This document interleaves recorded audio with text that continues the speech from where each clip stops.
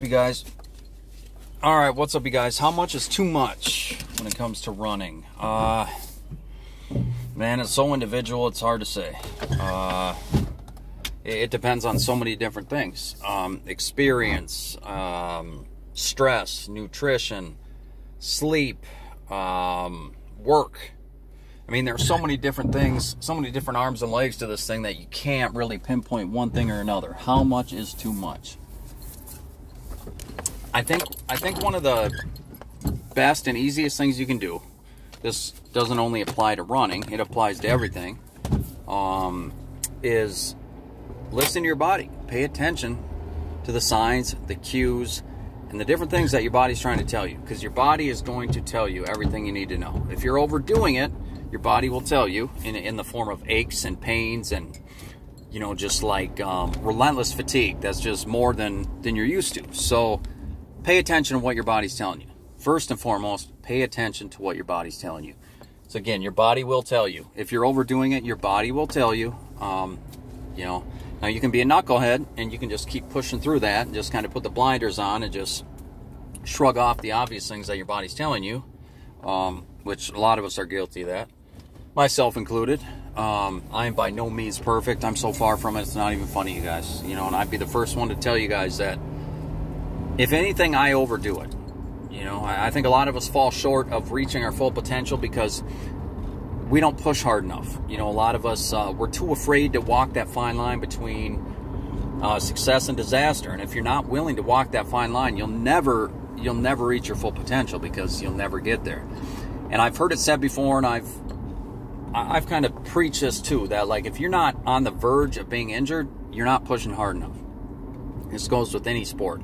Whether it's running, hockey, baseball, soccer, basketball, football, you name it. If you're not training to the point where, you know, you're always sore, you're always exhausted, and you're always right on that line, right on that razor's edge of getting injured, then you're probably not doing enough. You're probably not doing enough because, you know, unless you're at that point, then you're not getting the most out of yourself. And if you're not constantly hurting, constantly sore, constantly exhausted, then you're not pushing your body to those new heights. You're not pushing your body to respond and bring you to those new places that it wants no part of, right?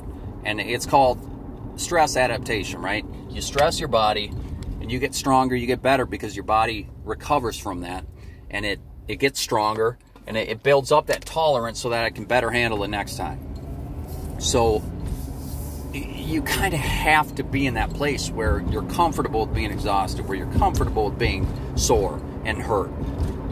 That's one thing you have to wrap your mind around, that like that. Because if you're not comfortable with that and that feeling and knowing what that's like, you're never going to get there, because you're always going to shy away from that discomfort.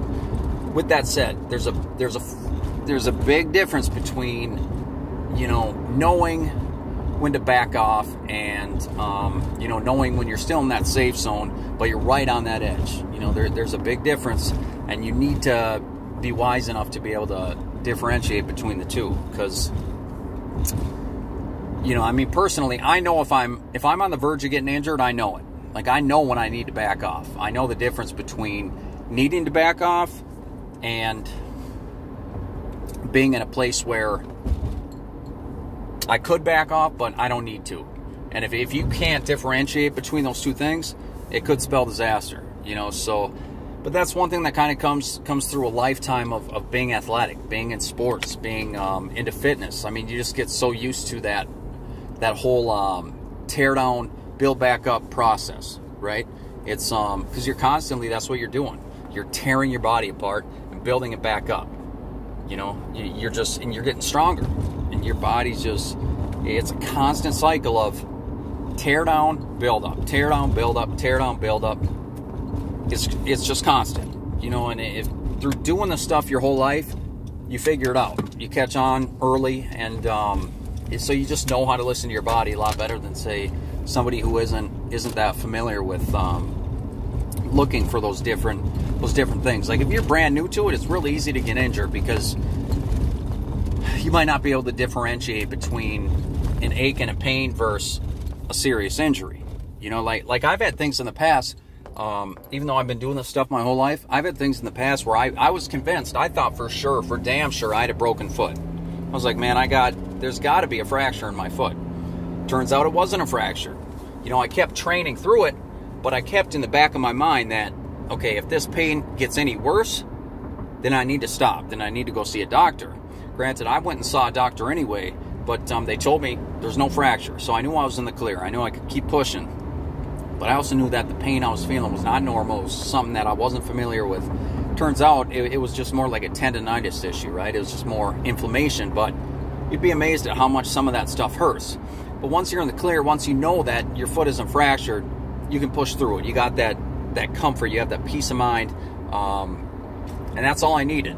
You know, so the best thing you can do if you're feeling aches and pains that you haven't felt before is get it looked at.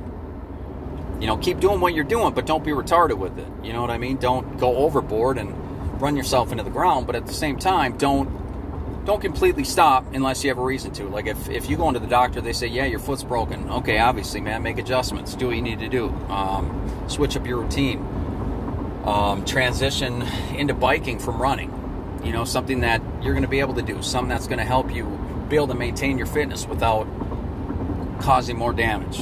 You know, so it's just, how much is too much? It's so individualized, you guys. I mean, it just depends on you, your history, your lifestyle. Those of us who work 60, 70 hours a week, yeah, you're not going to be able to do as much as somebody else who's working 30, 40 hours a week, right? If you're 20 years old versus 50 years old, you're going to be able to handle a much bigger workload than the alternative, right? So it all comes down to you and your circumstances. But really, the only way you know, the only way you're ever going to know, the only way you're ever going to find out is through trial and error. How much is too much? Only you know that answer. And if you don't know that answer, you need to find that out. And the only way you can do that is through trial and error.